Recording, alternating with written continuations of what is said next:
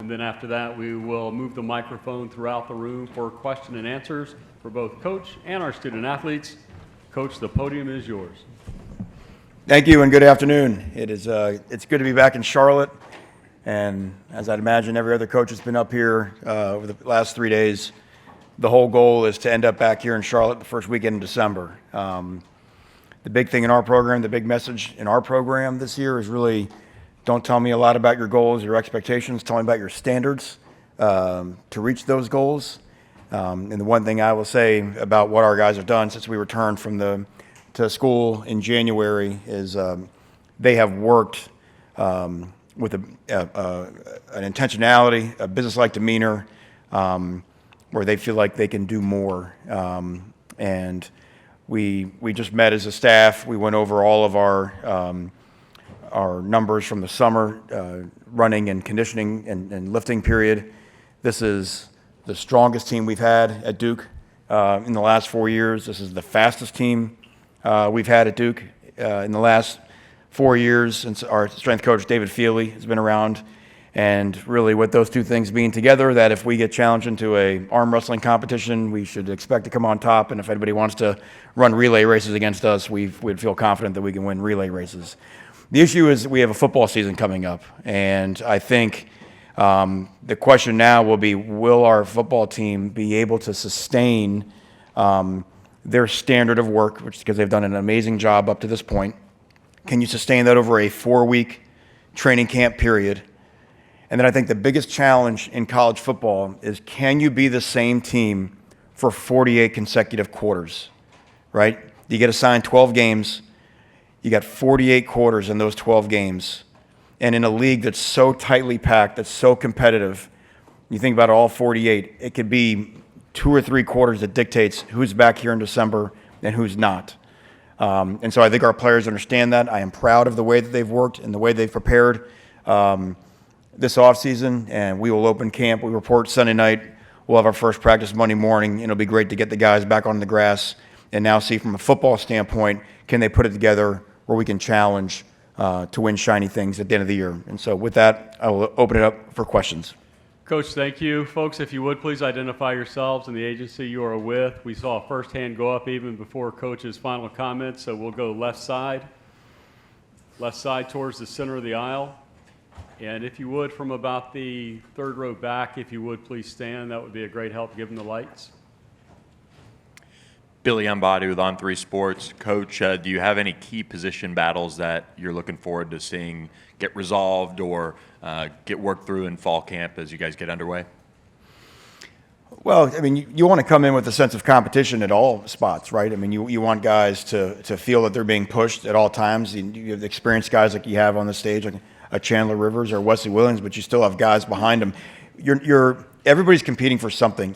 No one can play at the same level they played a year ago for us to have the kind of success that we want to have. And so it's how do I be a better version of what I was, in the past. So, if you look at where we had losses from our team a year ago, certainly we've got some wide receivers, some new guys. We have some younger guys. A lot of those guys weren't on our skill positions, our wideouts and our tight ends were not available to us in spring, either through transfer or through rehab. So that'll be an important time for us over the next 4 weeks to really develop that continuity and chemistry in our passing attack. On offense, it's certainly depth in our secondary, losing some of the guys that we lost. We're proud of what we have up front. But in defensively, you're only as good, when I talk about sustaining a level of play for 48 straight quarters, you're only as good as you're too deep. And so it's important that whatever we think about Wesley Williams or VJ Anthony, that Tyshawn Reed or Samaj Turner, Kobe Smith, whoever's behind him, Kevin O'Connor, that those guys are all fighting as hard. And I think that's the great thing we've got more of this fall than we had a year ago is we've got proper competition. So whether it's something that appears to be an opening on the depth chart, I expect everybody on Monday competing as if their job depended on it because, to be honest, it does. Coach, right side, second row. Royal Howell, the Juice Network. Coach, can you just speak on just how valuable Chandler Rivers has just been under your program? I believe last year he allowed like a season-high 13 completions, which is just unheard of. A future NFL first-round pick, in my opinion. 9 pressures from the quarterback position. Like, just how valuable has he been in the Duke program? Well, he's been extremely valuable because he affects winning in so many ways. You know, I think with what we do schematically, I think he's a great fit, either whether he's playing on the outside at corner and his ability to bump and run against some of the bigger receivers there, or come into the slot and shut down slot receivers like he did last year at, in Raleigh. But where he's also really special, he's got a phenomenal knack for being a great blitzer. And not everybody will do that. Some guys will get back there and they just can't find a way to make a play. And as you know, we like to get after the quarterback in our system. So the problem is you want him covering and blitzing on the same play, right? There's only one of them on the field. So that's why I talk about in terms of, we're proud of what he's done. We know that he wants to step his game up to another level to reach some of those goals that you had. So again, it's more about what your standards are. But I also want him to inspire some of the younger guys in his room to take the same type of leap that he did, coming from his first to second to third year, for us to really be a complete defense. Coach, left side, first row. Dan Tortora, wakeupcalldt.com. A year into establishing the culture that you want at Duke, what have you seen from this team and kind of those foundational pillars that you've been looking to put up here with the Blue Devils, and how you've seen the house essentially come together? Right. Well, it's funny. I mean, if you go to a media days, right, you can take a shot every time a coach says the word culture, right? I mean, it's all everybody talks about is culture. I really believe at Duke, the locker room sets a culture. It's one of the things I've learned in my 18 months at the university is the school attracts such a unique subset of individuals. And when those individuals get in a locker room together, there's a like-mindedness. I mean, what is culture anyway, right? Culture is supposed to be some fancy thing that coaches say, some stuff you put on a wall that makes people act a certain way for and to one another. These guys already do that. A coach wants the team to be hardworking and wants them to be disciplined and wants them to sacrifice.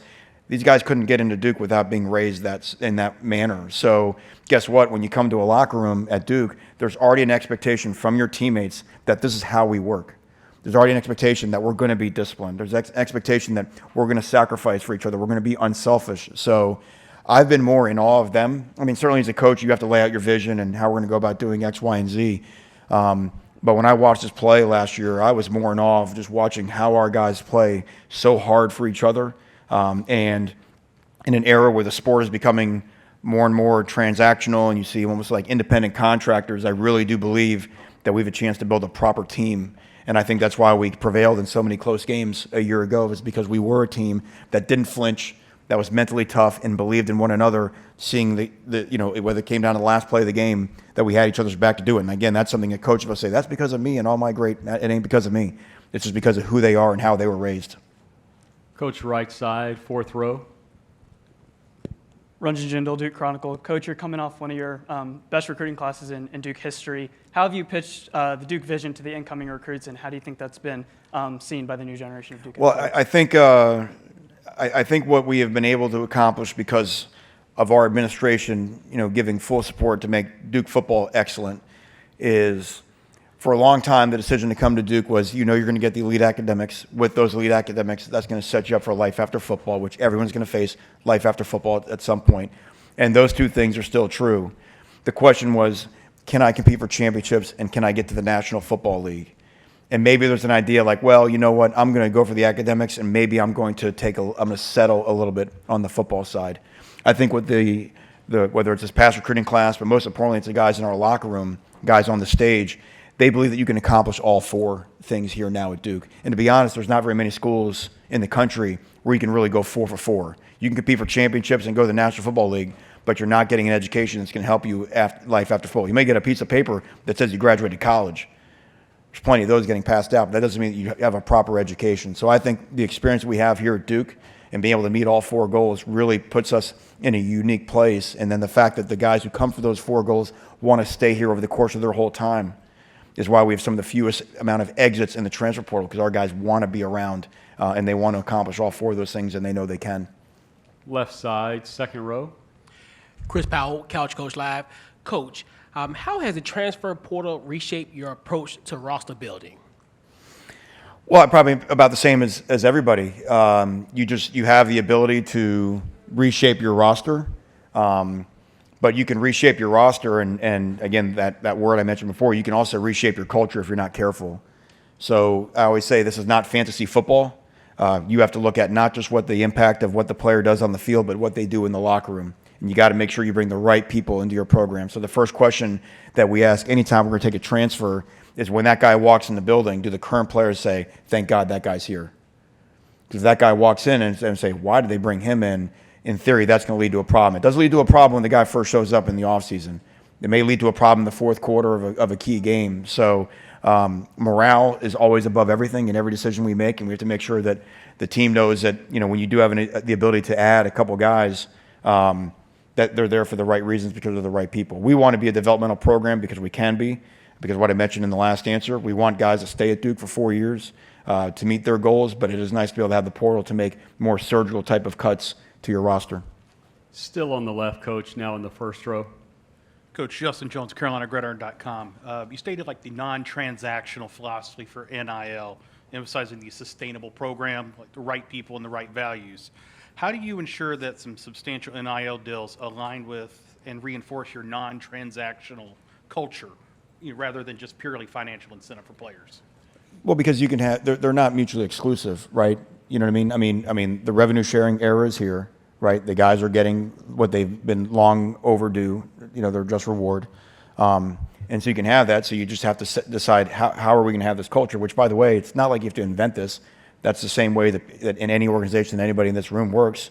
There's a way that people are compensated for their work. So I don't know why it would be any different. And you want to create a culture where the people who do the best work are compensated the best way. The people who have the greatest value are rewarded in the proper way. So, like I said, there's nothing, it's new to college football. It's not new to capitalism and economics. So, you know, I think it's still a relationship business, and I think the players are still watching to see who you are and how you treat them. And if it's simply just, you know, services rendered and services returned, I think at some point that's going to crack under the pressure of the season. And you don't have to, you know, be Sherlock Holmes to look at some teams around the country the last couple of years who had high expectations at the media days like this and ended up not being what everybody thought they were. And that's probably something that you could dust for fingerprints in that area. Going to see if we can squeeze in our last question just to the right. Hey, Coach. Thomas Christopher from the League Winners. After Mike Elko's departure, you prioritized rebuilding trust with players through one-on-ones and open communication. How has that trust translated into team cohesion, and what's the culture like going into this season? It's funny. I think back to that. I remember the one-on-one I had with you, Wes. And I imagine I would have met with you too, Chan. Yeah, it was crazy. Look, we say trust is consistency over time. So no matter what I said on that first day, and I don't know if Wes remembers what I said at all, they're still going to watch you. You know, you come in, you have your first meeting, you say, hey, here's how we're going to do things. And, you know, the players, they may nod their head, but they want to see, are you going to be the same guy tomorrow, next week, whatever. And then, are you the same guy as you go through a season? You don't really get to know people until you get into more high-stress environments like what the football season brings. I think that's what I'm really proud of, is how we grew through the last fall, winning some of those close games in the beginning of the year that really kind of kicked us off to have a really good 9-win season. And I'll close that answer with this. I do remember what Wes said to me is he said, you know, we go on campus and we feel like we're around the best of the best, and talking about the Duke student body. But he then said, when I come in our locker room, he goes, I believe we have the best locker room of anywhere in the country. And he laughed and said, I know I can't prove that because I haven't been in other locker rooms, but we really believe that we have the best locker room culture anywhere. And that's why what I told you about who sets the culture at Duke, they're the ones that set the culture. So as much as they learned about me and what my vision was, I really had to learn how to do it here at Duke. And that's what, again, I'm humbled to have that opportunity. I'm proud of these guys that I get to coach. I'm grateful for the support that I get from Nina King and Vincent Price, our president. And like I said, we're ready to roll. And now it's just a matter of, can we hold it together, and can we be the same people for the next 4 weeks, and then can we do the same thing for the next 48 quarters? Coach, thank you. You and Darian can switch spots, and we'll spend time with the quarterback. Folks, if you would, please identify yourselves and the agency you are with, and we will stand from the third row back. Our first question will come on the right side, fourth row towards the aisle. We will slide that microphone that way.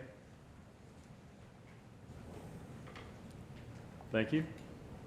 Richton Cunningham, Fox Sports Radio Charlotte. Darian, what made Duke the right fit for you when you were deciding on where you wanted to go when you transferred? Yeah, I think just the opportunity to compete at a elite conference like the ACC under an elite head coach with Manny, in an offense where you spread people out and throw the ball vertically. I think those are some of the key factors that, including a defense. I mean, we got Chan and Wes, BJ. I mean, we got on elite defense too. So I feel like there's a bunch of pieces that went into my decision. Darian, left side, be about the middle of the room. Owen Hillman, WVFS Tallahassee. You play against your former team, the Tulane Green Wave, in Week 3. Looking back in your time in Tulane, what are the moments that stand out the most to you about that? Yeah, those are my guys over there. I'm excited for that. Just being with the guys, and I feel like Tulane was one of the hardest parts of my life. I'm a mama's boy, and moving across the country was something that wasn't easy for me. And so ever since then, I feel like I've just been hunting challenge, and because that's where you grow. And so I'm excited for that matchup Week 3. They got a talented squad, but just gonna approach it like any other game. Darian, right side, third row. Kenton Gibbs with Locked On ACC. Darian, you lit up the conference last year at Tulane. However, you talked about seeking challenge and seeking growth. You're jumping up to the Power 4 and in a system that you have not played in before. What are some of the challenges and growth opportunities that you've seen so far, and what are some that you're expecting to face during the season? Yeah, it's been my dream to play Power 5 football since I was a little kid, and so that was something that I wanted to do for sure. But it's definitely not easy getting to know a whole new team when you had a whole team just before, and then moving to a new place that you're not familiar with. But I'm excited for them challenges, and because I know that's where I'm gonna elevate my game and my teammates as well. Darian, left side, first row.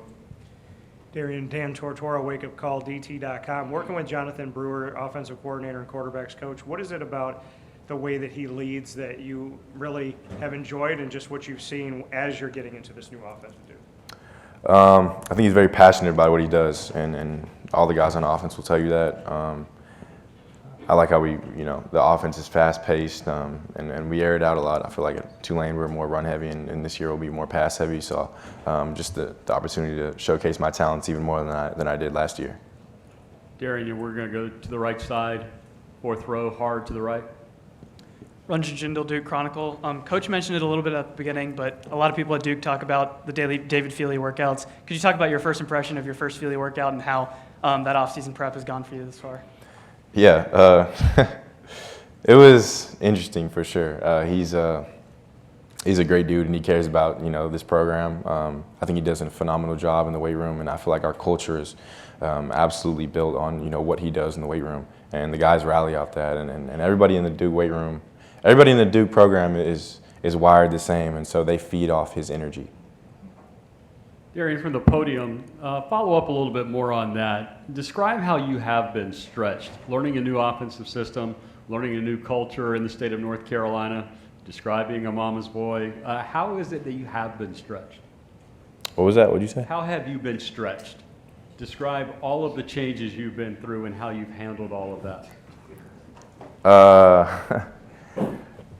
I feel like my teammates have done a great job.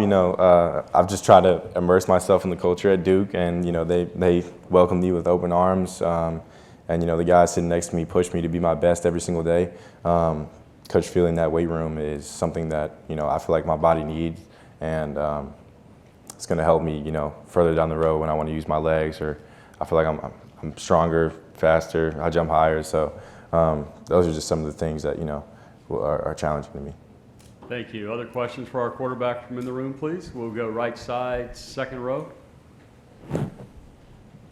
Ralph Amsden, Unafraid Show with George Reister. I know you played some basketball at St. Joseph. You got welcomed by the Cameron Crazies when you went out to Duke the first time. I just want to know what that was like to walk out on that basketball court as a hooper.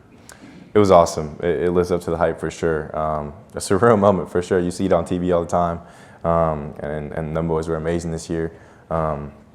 But I feel like we can bring that same hype with football, and I'm excited to go out August 28th and show what we can do. Darian, thank you. You and Chan can switch spots, and we will spend time with Chandler Rivers for the next 5 minutes or so. Folks, if you would please reintroduce yourselves, that would be great. We will go right side. Again, we'll start with the same gentleman we did a moment ago.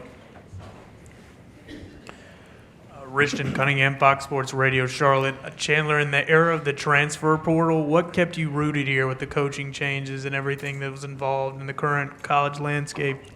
I mean, honestly, it was the people in the locker room. Like Coach Diaz said earlier, like just the culture. Like it's created by the players, and that's just how it is here at Duke. And I just couldn't leave that for anything. So. The front row to your left, Chan. Chandler, Dan Tortora, wakeupcalldt.com. You heard your head coach say, don't tell me about your goals, tell me about your standards. Just what that means to you and how you embody that.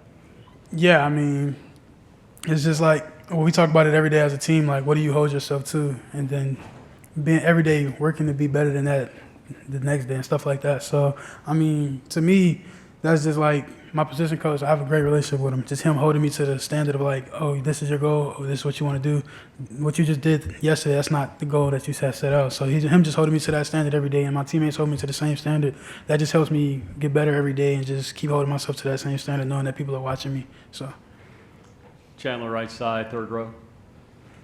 Kenton Gibbs with Locked On ACC. Chandler, you have played through what is objectively the most successful period of Duke football from Elko up through now. What does it feel like to kind of, obviously I wouldn't say take the moniker of Duke from a basketball school to a football school, but to make football more relevant than it's ever been at a high level at Duke? I mean, it feels great, honestly. Like, the 22 class that came in that we had, like, that's what we expected to do. Like, that's why we came to Duke. Like, in group chats when we committed, we was like, we're going to change Duke for the better. And, like, we're going to stick there all 4 years and just have fun doing it. So it's something that we expected to do. Left side, Chandler, about the middle of the room. Chandler, you've had back-to-back pick sixes against Florida State, and then in 2024, you were part of the team that snapped a 23-game losing streak against the Seminoles. How big was it for you being a part of that moment? Man, it was amazing. It just shows that like our preparation throughout the years and throughout the season just helped us. So I mean, it was amazing to be a part of that. Chandler, right side, fifth row, hard right. Hey, man, it's Thomas Christopher from the League Winners. ESPN has ranked you as the number seven cornerback going into the season. Can you talk about your mentality going into this year and any personal goals that you have? I mean, yeah, it's just being better than I was last year. taking it a day at a time, just being better than I was yesterday. That's really my goal. Keep my head down, prepare to the best of my ability. Because ultimately, we're a team that believes that our preparation that breeds our confidence. So that's our mindset. That's my mindset. So. Chandler, we'll stay on the right side this time in the second row. Royal Howard, the Juice Network. Chandler, just hearing your name through all the preseason awards and all the accomplishments that you've had, what just keeps you humble, keeps striving and playing for Coach Diaz and the Duke program? Honestly, it's my teammates, my coaches. Like they keep me grounded. Like of course it's not hard to like miss all like the outside noise that we get, all the hype we get, whatever. But just my teammates and my coaches, they keep me humble every day. They keep me grounded. They know my goal. They know our goal as a team. So them just holding me to that standard every day, that just keeps me grounded, knowing that there's more to work for and there's more that we got to accomplish together. Chandler, your last question from the podium. Growing up in Texas, you came from one of the most competitive football cultures. How did growing up in Texas shape your college football experience? Honestly, I feel like just playing football in Texas, playing ball in Texas, it prepares you for college football better than any other state. That's my honest opinion on how I feel about it. And I feel like whenever I got to North Carolina, just got into college, I felt like I was in the best situation to succeed. Ultimately, because like playing in front of big crowds, like doing stuff like that, a lot of high school students aren't really used to at that age. So I just feel like just doing that back in Texas, back home, it prepares you for the best. So yeah. Outstanding, thank you. You can switch spots with Wesley, and we'll spend the last few minutes with our D lineman. Wesley, we will scan the room and we'll see where your first question is going to come from, and we're going to go to the very back on the left-hand side. Hey Wes, Noah here with the GA Scumbags. Working with a coach like Harlan Bauer, just a legend of the defensive end position and the defensive line as a total. How has that helped guys like you and Vincent Anthony really develop these past few years under him?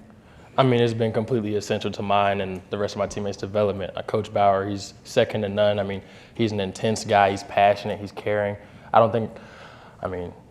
where do I even begin? Like, he's really special. I mean, if he could go out there and put the pads on right now and play, he would. He loves ball. He cares about us as individuals and as men. So I just feel really comfortable in taking care of in that room. He's going to push us every day. He holds us to a very high standard. But, I mean, I don't think there's a better position coach that I could ever ask for than Harlan Bauer. Wesley, right side, third row. Kenton Gibbs with Locked On ACC. Wesley, everybody talks about how well Coach Diaz schemes up and disguises things and how the secondary and Chandler have done their thing.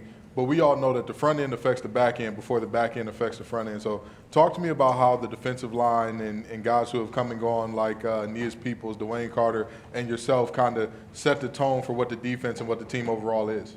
Definitely. I think, I mean, and on any side of the ball, it starts up front. I think our level of intensity, our attention to detail, is something that it was here before me, and I'm doing my job to make sure it's here after me. I mean, there's a powerful D-line lineage at Duke. It means a lot to me. It's part of the reason that I committed. So really, like with myself and VJ, we're just trying to uphold that standard of just being, you know, nasty, physical Duke D-line that we're used to having.